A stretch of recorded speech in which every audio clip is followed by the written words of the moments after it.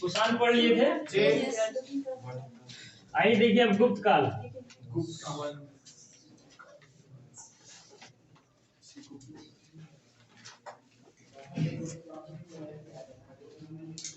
गुप्त काल का जो स्थापना हुआ था तीसरी शताब्दी में हुई थी, तीसरी शताब्दी के अंत में। ठीक है। गुप्त काल, अभी तक तो आप मगध पढ़ रहे थे ना, तो जब गुप्त काल शुरुआत हुआ तो इनका फोकस बिहार की तरफ ना होकर उत्तर प्रदेश की तरफ हो गया, यानी कौशाम्बी तरफ, उत्तर प्रदेश के कौशाम्बी तरफ। गुप्त काल का संस्थापक श्रीगुप्त है, जो 240 से लेकर 280 ईस्वी तक गद्दी पर बैठा। लेकिन इन्होंने कोई वैसा काम नहीं किया जिसका जिक्र भारतीय इतिहास में हो। इसीलिए श्रीगुप्त का उत्तराधिकारी, सीधे देखिए इसका उत्तराधिकारी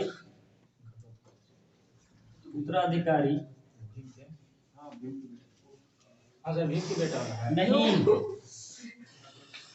ये महाभारत थोड़ी चल रहा है। उसका उत्तराधिकारी कौन हुआ? घटोत्कच। घटोत्कच का उत्तराधिकारी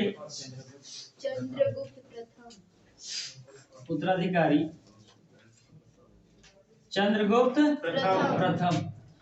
चंद्रगुप्त प्रथम ने क्या किया, जैसे ही ये गद्दी पर बैठा तो 320 ईस्वी में एक संवत चलाया जिसे गुप्त संवत कहा जाता है। हाँ, 1920 में। तो 320 ईस्वी में क्या किया इसने? एक संवत चलाया जिसे क्या कहा जाता है? गुप्त संवत कहा जाता है। इसके बाद इसने क्या किया कि लिच्छवी की राजकुमारी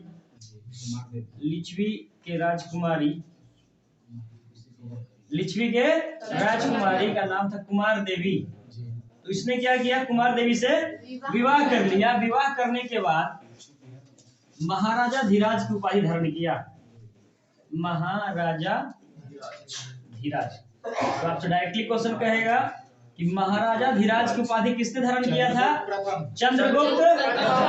ठीक है ना? चंद्रगुप्त प्रथम, चंद्रगुप्त द्वितीय भी आएगा और चंद्रगुप्त मौर्य भी आया था। चंद्रगुप्त मौर्य वंश से संबंध रखता है, चंद्रगुप्त प्रथम गुप्त वंश से संबंध रखता है। क्लियर यहाँ तक? yes, तो महाराजा धीराज की उपाधि किसने धारण किया था? चंद्रगुप्त प्रथम ने। इसका उत्तराधिकारी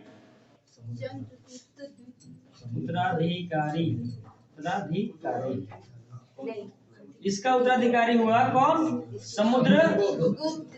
अब आप देखिए समुद्रगुप्त के बारे में, बहुत महत्वपूर्ण है। आप यहाँ से सिलसिलेवार से देखिए। श्रीगुप्त स्थापना किया, उत्तराधिकारी कौन हुआ? उसका उत्तराधिकारी कौन हुआ? चंद्रगुप्त प्रथम। इसको वास्तविक संस्थापक कहा जाता है। वास्तविक संस्थापक।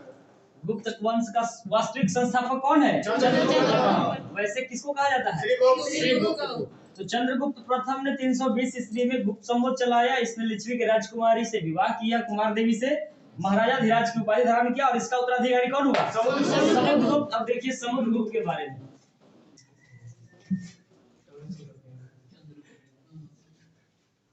समुद्रगुप्त 335 ईस्वी में गद्दी पर बैठा।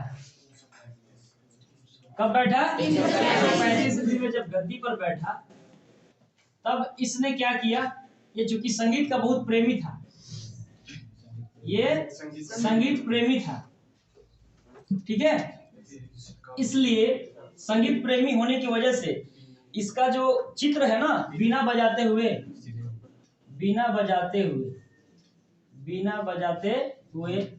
सिक्कों पर इसका चित्रण किया गया है। किसका? समुद्रगुप्त। बीना बजाते हुए। बीना में कै गो तार होता है? 19 तार। 19 तार। अभी बीना में वो जो बीना देखे हैं आप लोग? गिटार नहीं, बीना। हाँ, वो बड़ा वाला होता है ना, उसका मुंडी बहुत बड़ा होता है, 19 तारे। तो बिना बजाते हुए सिक्के पर चित्रण किसका है? समुद्रगुप्त का। समुद्रगुप्त ने क्या किया था कि आर्यावर्त के 9 जिला और दक्षिणावर्त का 12 जिला को जीत लिया था। ठीक है, आर्यावर्त के 9 स्टेट, या जिला भी कह लीजिए, दक्षिणावर्त के 12 स्टेट ये जीता था। इस वजह से इसे भारत का नेपोलियन कहा जाता है। भारत का नेपोलियन कहा जाता है। बहुत बार क्वेश्चन पूछा गया है नेपोलियन। नेपोलियन कहाँ का था? फ्रांस का। ठीक है, तो भारत का नेपोलियन किसे कहा जाता है? भारत का आइंस्टीन पिछले क्लास में बताया किसको कहा जाता है? नागार्जुन को। इसने क्या किया था? भारत का नेपोलियन यानी समुद्रगुप्त ने आर्यावर्त के 9 स्टेट और दक्षिणावर्त के 12 स्टेट को क्या कर लिया था? जीत लिया। नेपोलियन हो गया। हाँ, इसीलिए इसको कहा गया भारत का नेपोलियन। हारा ही नहीं, हारा। ठीक है, तो कहता कौन है, मतलब इसको बनाते कौन है नेपोलियन? ये दूसरा टाइप का क्लास हो गया, एक दूसरा तरह का सवाल हो गया ना, तो उसके बारे में हम लोग चर्चा करेंगे। ठीक है, कौन किसको किस तरह का उपाधि दिया है वो हम लोग अगले क्लास में। ठीक है, भारत का नेपोलियन किसे कहा जाता है? समुद्रगुप्त के दरबार में उनका दरबारी कवि एक हरिसेन रहा करते थे। दरबारी कवि कौन रहते थे? हरिसेन ने क्या किया है कि एक प्रयाग प्रशस्ति लिखा है। प्रयाग प्रशस्ति, ठीक है जी, प्रशस्ति प्रशस्ति, चलिए ठीक है, कोई नहीं। प्रयाग किसका नाम है? इलाहाबाद। ठीक है, अगर प्रयागराज ना दे या प्रयाग ना दे तो इलाहाबाद भी दे तो एक ही बात है। इलाहाबाद प्रशस्ति या प्रयाग प्रशस्ति की रचना किसने किया है? हरिसेन। किसने किया है? इस प्रशस्ति में इसने बताया है किसके बारे में? समुद्रगुप्त के विजय अभियान के बारे में। ठीक है, ये जो जीतने का सिलसिला चल रहा था समुद्रगुप्त का, उसी के बारे में चर्चा किया गया है। किस प्रशस्ति में? प्रयाग प्रशस्ति में, जिसकी रचना किसने किया है? हरिसेन ने किया है। यहाँ तक बात क्लियर है? समुद्रगुप्त के शासन काल में जो सिक्का चलाया जाता था जिसपे बिना बजाते हुए उसको दर्शाया गया है, वो सिक्का मयूर शैली का हुआ करता था। कौन सा शैली? मयूर शैली। मयूर शैली का सिक्का समुद्रगुप्त ने क्या किया था? चलवाया था। उसी पे बहुत ज्यादा इसको बिना बजाते हुए दिखाया गया है। अच्छा, मयूर का फोटो रहता था। मयूर माने मोर। समुद्रगुप्त का उत्तराधिकारी, समुद्रगुप्त का उत्तराधिकारी रामगुप्त हुआ। ठीक है, इधर चले।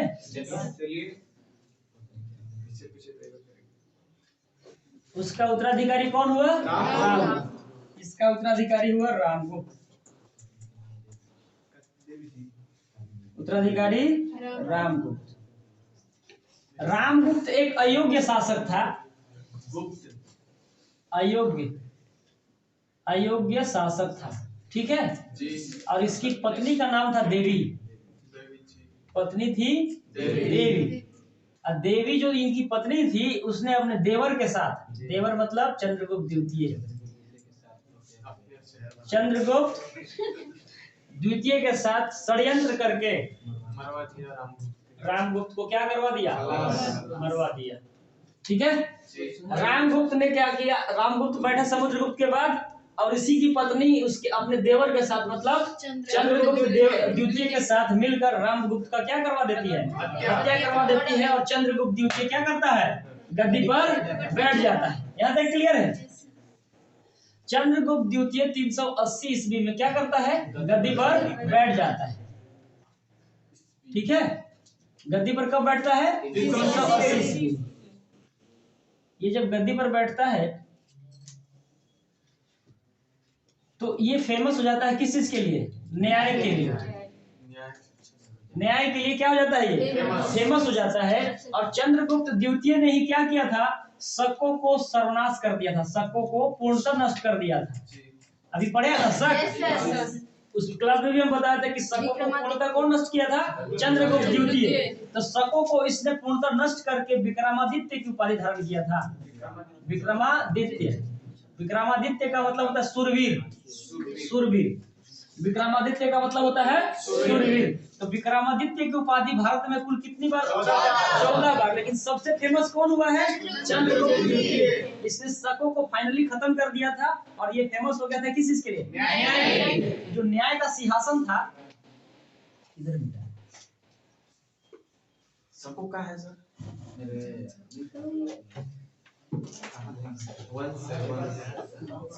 इसने क्या किया कि न्याय के लिए जब फेमस हुआ तो इसको जो न्याय का सिंहासन था, न्याय का सिंहासन वो पत्थर का बना होता था, उसी पे बैठ के क्या करता था?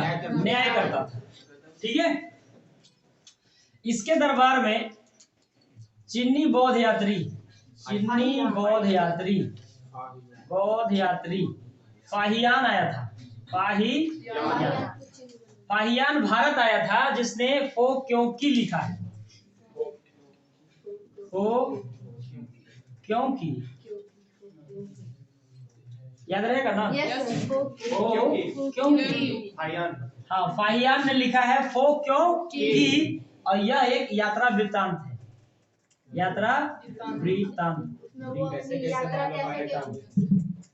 हाँ, कैसे आया गया? हाँ, कैसे आया गया, क्या हुआ, मिला क्या, रास्ते में नहीं मिला, उसी का वर्णन फो क्योंकि में फाहियान ने किया है, जो चंद्रगुप्त द्वितीय के दरबार में आया था। यहाँ तक बात क्लियर है? संस्कृत के बहुत सारे विद्वान चंद्रगुप्त द्वितीय के दरबार में रहा करते थे, जिसमें कालिदास, अमरदास, बराहमिहिर और धन्वंतरी हैं फेमस।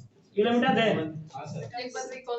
अच्छा चलिए, यहाँ के बाद हम आगे आते हैं, फिर एक बार कर लेते हैं। इसको हटा देते हैं,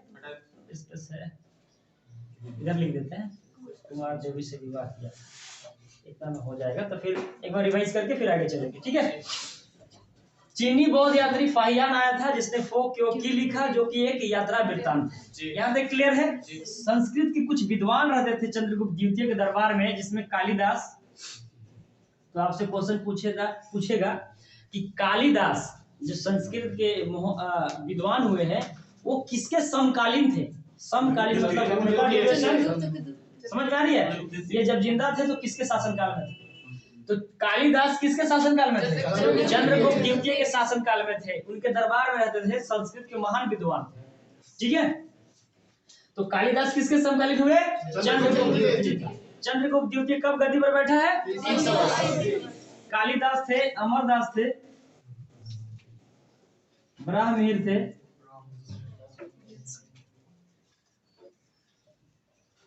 और धन्वंतरी थी। धन्वंतरी से क्वेश्चन पूछा है कालिदास से। ठीक है। तो धन्वंतरी एक राजवैद्य थे। ठीक है। धन्वंतरी एक राजवैद्य थे। कालिदास द्वारा अभिज्ञान शाकुंतलम नामक पुस्तक की रचना की गई थी। की गई है ना? Yes sir. हाँ, तो कालिदास द्वारा अभिज्ञान शाकुंतलम नामक पुस्तक की रचना की गई। यह एक ऐसी पुस्तक है जिसका पहली बार यूरोपीय भाषा में अनुवाद किया गया है। सिंह है सर। हाँ? अमर सिंह है। क्या? अमरदास है कि सिंह है? अमरदास है। दास ठीक है। कालिदास का एक पुस्तक है अभिज्ञान शाकुंतलम। वो एक ऐसी पुस्तक है, पूरे भारत में पहली ऐसी पुस्तक बनी है कालिदास के माध्यम से, जिसकी अनुवाद यूरोपीय भाषा में हुआ है। और दूसरा है भगवत गीता। दो ही पुस्तक का हुआ है यूरोपीय भाषा में। आप ठीक कर लीजिए। यहाँ तक क्लियर है? अब इधर एक बार रिवाइज कर लेते हैं, उसके बाद आगे चलते हैं। जय।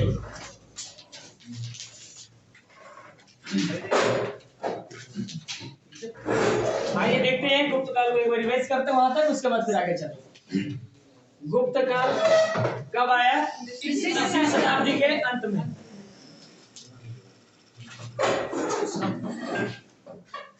चलिए ऐसे फोकस कर दे। ना आप करिया बना हाँ? फोकस कर देंगे तो जहाँ जिलो आप ही पर रहेंगे। करिया नहीं बनाएगा क्वेश्चन। हम उन्हें रहेंगे तब हो नहीं, जब तक बोर्ड करेंगे फोकस नहीं करेगा। चलिए ठीक है। अच्छा ठीक है। Plain of the south plain. 3वीं शताब्दी के अंत में कौन आया? इसका मुख्यालय कहाँ बना? इसके संस्थापक कौन हुए? श्रीगुप्त का उत्तराधिकारी ठीक है। घटोत्कच का उत्तराधिकारी चंद्रगुप्त प्रथम। चंद्रगुप्त प्रथम ने क्या किया? 320 ईस्वी में एक संवत चलाया जिसे क्या कहा गया? संवत कहा गया। इसी ने लिच्छवी के राजकुमारी, लिच्छवी में कोई कंफ्यूजन नहीं है ना, लिच्छवी राजकुमारी कुमार देवी से क्या किया? इसने विवाह किया और कौन सा उपाधि धारण किया? महाराजा। उसका उत्तराधिकारी हुआ समुद्रगुप्त। अब देखेंगे समुद्रगुप्त के बारे में। समुद्रगुप्त 335 ईस्वी में मगध की गद्दी पर, सॉरी कौशाम्बी की गद्दी पर बैठा। चूंकि ये संगीत क्या था? प्रेमी था, इसीलिए बिना बजाते हुए इसके सिक्कों पर दर्शाया गया है। और इसके सिक्के किस शैली में बना हुआ था? समुद्रगुप्त ने आर्यावर्त के 9 स्टेट और दक्षिणावर्त के 18 स्टेट को जीता था। इस वजह से इसे क्या कहा गया? समुद्रगुप्त के दरबार में कौन सा कवि रहता था? हरिसेन ने क्या लिखा है? त्याग प्रशस्ति या इलाहाबाद प्रशस्ति, जिसमें क्या वर्णन किया गया है? समुद्रगुप्त के विजय अभियान का वर्णन किया गया है। समुद्रगुप्त का उत्तराधिकारी हुआ रामगुप्त। रामगुप्त एक अयोग्य शासक था। इसकी पत्नी देवी थी। देवी ने अपने देवर के साथ यानी चंद्रगुप्त द्वितीय के साथ मिलकर षड्यंत्र कर अपने पति की हत्या करवा देती है और चंद्रगुप्त द्वितीय क्या करता है? 380 ईस्वी में गद्दी पर बैठ जाता है। चंद्रगुप्त द्वितीय किस चीज के लिए फेमस हुआ? मार के आया और न्याय के लिए फेमस। उधर तो न्याय करके आया नहीं, इसका भी कोई दोष नहीं है। अगर पत्नी है जब ऐसा दोष तब क्या करा जाए? अब उसकी वाइफे मरवा दी तब क्या करा जाए, है नहीं? इसका क्या दोष है बेचारा? ये सब करना चाहिए। हमारा गांव में तो इसी से नहीं है, हमारा गांव में इसी हो गया था। तुम्हारे गांव में क्या हो? नहीं बा, पत्नी मरवाती पति के दुर्व्यता का। सब पत्नी की भी गलती नहीं है। पत्नी को भरोसा नहीं करना चाहिए। साथ दूंगा। चलिए ठीक है, आप लोगों का समस्या थोड़ी देर बाद हम सुनेंगे। तो न्याय के लिए कौन फेमस हो गया? चंद्रगुप्त। और न्याय किस पर बैठ के करता था? जो सिंहासन बना हुआ था किस चीज का था? इसी के शासन काल में चीनी बौद्ध यात्री कौन आया? पाहियान आया। पाहियान ने कौन सा पुस्तक लिखा? ओ क्यों? उसमें क्या था? इसी के दरबार में संस्कृत के कुछ महान विद्वान रहते थे, जिसमें प्रमुख है कालिदास, अमरदास, रामहीन और धन्वंतरी। धन्वंतरी ने कौन सा पुस्तक क्या थे? धन्वंतरी क्या थे? यहाँ तक क्लियर है? अब चंद्रगुप्त द्वितीय का जो उत्तराधिकारी हुए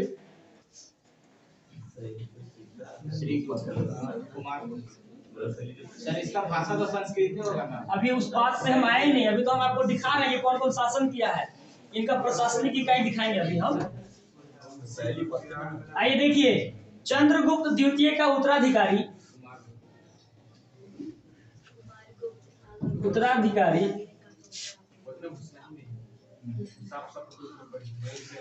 कुमार गुप्त या गोविंद गुप्त। हाँ, गोविंद गुप्त भी इनको बोलते हैं। चंद्रगुप्त सॉरी कुमार गुप्त प्रथम भी बोलते हैं और या गोविंद गुप्त भी बोलते हैं। तो चंद्रगुप्त द्वितीय का उत्तराधिकारी कुमार गुप्त प्रथम या गोविंद गुप्त हुए। इन्होंने नालंदा विश्वविद्यालय की स्थापना किया था। नालंदा विश्वविद्यालय, ठीक है। ये 415 ईस्वी में गद्दी पर क्या किए थे? बैठे थे। 415 ईस्वी में जब गद्दी पर बैठे तो इन्होंने सबसे महत्वपूर्ण काम क्या किया? नालंदा विश्वविद्यालय की स्थापना किया। नालंदा विश्वविद्यालय प्रथम ऐसा विश्वविद्यालय था जो हॉस्टल फैसिलिटी देता था। हॉस्टल फैसिलिटी मतलब छात्रावास है वहाँ। 415 एकड़ में फैला हुआ है नालंदा विश्वविद्यालय। 415 एकड़ में। 415 इसमें बैठती ठीक है, अरे बस समझ में। तो नालंदा विश्वविद्यालय 415 एकड़ में फैला हुआ सबसे फेमस विश्वविद्यालय था उस समय। लेकिन घटना ऐसा घटा कि एक नाम 1198 ईस्वी में एक नाम एक आया। कौन? बख्तियार खिलजी। बख्तियार खिलजी। बख्तियार खिलजी। अब भारत का इतिहास देखिएगा ना तो लोग बोलता है कि मेरा को लूट रहे हैं। पहले आप लूटे तब ना हम लूट रहे हैं। बात समझ में आ रही है? इस विश्वविद्यालय का क्या दोष था? कुछ नहीं, संस्थान। लेकिन लूटा कौन? तो फिर हम लोग लूटेंगे कि नहीं? लूटेंगे। बिल्कुल स्वाभाविक है, यही तो चल रहा है। क्या वीडियो साहब? सही बात है सर। उन लोग ले जाकर हम लोग खिलाएं। परंपरा तो यही रहा है ना। अगर सब कुछ पहले जैसा होता तो कोई प्रॉब्लम नहीं था। तो 1198 ईस्वी में क्या किया बख्तियार खिलजी, इसको बर्बाद कर दिया, मैंने डिस्ट्रॉय कर दिया, तोड़ फोड़ कर दिया, विनाश कर दिया नालंदा विश्वविद्यालय का। तो ये था कौन? ये कुतुबुद्दीन ऐबक का सेनापति, ठीक है ना। ऐबक का क्या था? ये सेनापति, ऐबक का सेनापति था बख्तियार खिलजी, जो 1198 ईस्वी में क्या कर दिया? ध्वस्त कर दिया। नालंदा विश्वविद्यालय में बौद्ध धर्म का महायान शाखा का शिक्षा मिलता था। महायान शाखा का क्या होता था? शिक्षा दी जाती थी। महायान शाखा का शिक्षा, महायान शाखा को क्या करा जाता था? वहां पे पढ़ाया जाता था, उसी का वहां पे शिक्षा मिलता था। लेकिन आपसे एक क्वेश्चन पूछेगा कि विश्व का सबसे प्राचीन विश्वविद्यालय कौन है, तो आप दीजिएगा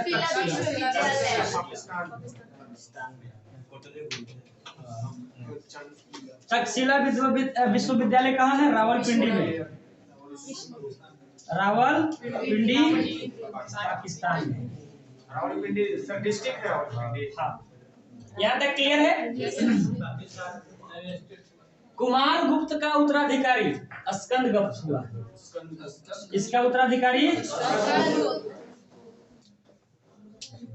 स्कंद गुप्त। कुमार गुप्त का उत्तराधिकारी स्कंद गुप्त ने क्या किया कि मौर्यों द्वारा जो सुदर्शन झील बनवाया गया था उसका क्या किया? जीर्णोद्वार किया। जीर्णोद्वार हम 2-3 बार बता चुके हैं आपको, ठीक है। एक बार अशोक किया, पहली बार, दूसरी बार रुद्रदामन प्रथम ने किया, और तीसरी बार हम आपको बता रहे हैं स्कंद गुप्त के बारे में, ठीक है ना। तो सुदर्शन झील का जीर्णोद्वार, सुदर्शन झील का जीर्णोद्वार किसने किया? स्कंद गुप्त ने। किसने किया? स्कंद गुप्त ने किया। स्कंद गुप्त ने किया। क्या किया? उसको जीर्णोद्वार किया, मतलब सुंदरीकृत किया, सुंदर बनाया उसको। स्कंद गुप्त के शासन काल में हुनों का आक्रमण प्रारंभ हो गया था, ठीक है। किसका आक्रमण होना शुरू हो गया? हुनों का आक्रमण प्रारंभ हो गया। अब हुन कौन थे? तो ईरान और अफगानिस्तान के एरिया में बसे हुए वैसे लोग जो लूटपाट करते थे, समझ गए? उन्हीं को क्या कहा गया? हुन कहा गया। उन्हीं लोग भारत पर आक्रमण किया। यही तो इतिहास रहा है। आप देख रहे हैं ये नक्शा देख रहे हैं ना भारत का। ये मान लीजिए भारत का नक्शा है, चलिए बना ही देते हैं हल्का छोटा सा बनाइए। ये भारत का नक्शा है। तो बार बार तो ईरान या अफगानिस्तान के रास्ता से इधर आता था ना, यहीं पे अटैक होता था। इस बार भी क्या हुआ? अटैक हुआ। क्योंकि चंद्रगुप्त मौर्य के शासनकाल में तो बहुत अच्छा चल रहा था शासनकाल, कोई आता नहीं था, डर गया था। लेकिन धीरे धीरे स्थिति खराब होने लगा। स्कंद गुप्त तो थोड़ा सा कमजोर शासक पड़ा, तो हुनों ने क्या किया? आक्रमण कर दिया। हुनों का एरिया कौन सा है? ये ईरान वाला है, ईरान और अफगानिस्तान का एरिया, ठीक है ना। इधर के एरिया में बसे हुए वैसे लोग जो लूटपाट करते थे उन्हीं को हुन कहा गया। और ये लोग भारत पे क्या किया? आक्रमण किया। तो ये आक्रमण किसके शासनकाल में हुआ? स्कंद गुप्त के शासनकाल में हुआ। हुनों के आक्रमण के पश्चात जो गुप्त काल है, गुप्त वंश है, वो धीरे धीरे छोटे छोटे टुकड़ों में बंटना प्रारंभ हुआ, ठीक है। छोटे छोटे टुकड़ों में क्या होना शुरू हो गया? बंटना शुरू हो गया। छोटे छोटे सामंतों में बंटना शुरू हो गया। उसी में से एक महत्वपूर्ण सामंत निकल के आएगा, पुष्य वंश, ठीक है। उसके बारे में हम अगले क्लास में देखेंगे। लेकिन हुनों का आक्रमण किसके शासनकाल में हो गया? स्कंद गुप्त के शासनकाल में हो गया। और इस वंश का अंतिम शासक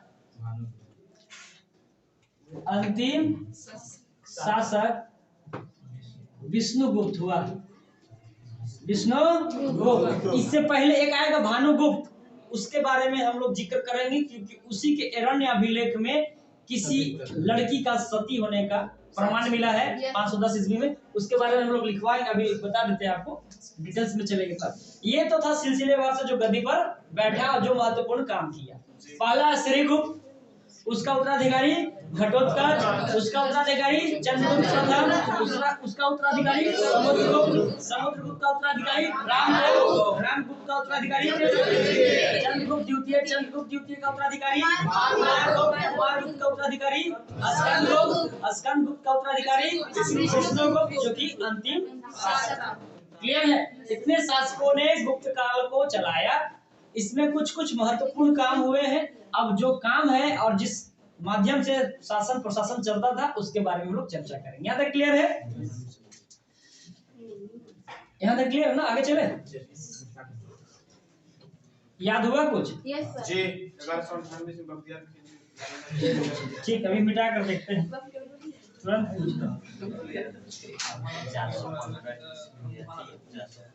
चलिए बताइएगा, न्याय के लिए कौन फेमस हुआ? कालिदास किसके दरबार में रहते थे? नालंदा विश्वविद्यालय की स्थापना किसने किया? 415 किसने किया? अच्छा ये बताइए, भारत का नेपोलियन किसे कहा जाता है? समुद्रगुप्त को। हरिसेन किसके दरबार में रहते थे? प्रयाग प्रशस्ति किसने लिखा है? हरिसेन ने। ठीक है, बिना बजाते हुए किसका चित्र है? समुद्रगुप्त का।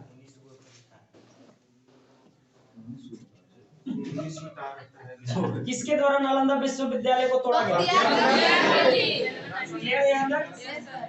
बहुत अच्छा। अब कुछ महत्वपूर्ण फैक्ट देखिए गुप्त काल से। ठीक है,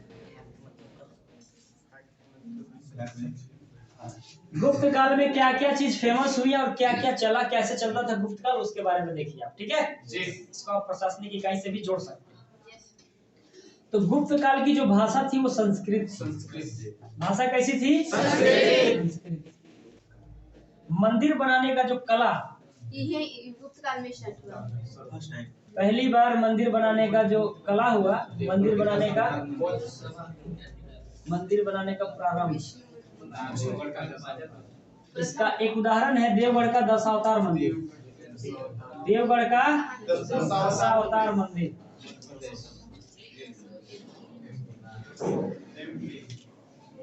कहाँ है? मध्य प्रदेश में। ठीक है, मंदिर बनाने का कला यानी मंदिर बनाना प्रारंभ कहाँ से किया गया? गुप्त काल से। यहीं से त्रिमूर्ति का अवधारणा लिया गया। त्रिमूर्ति मतलब तीन गो मूर्ति वाला ब्रह्मा विष्णु महेश। ठीक है, गुप्त काल में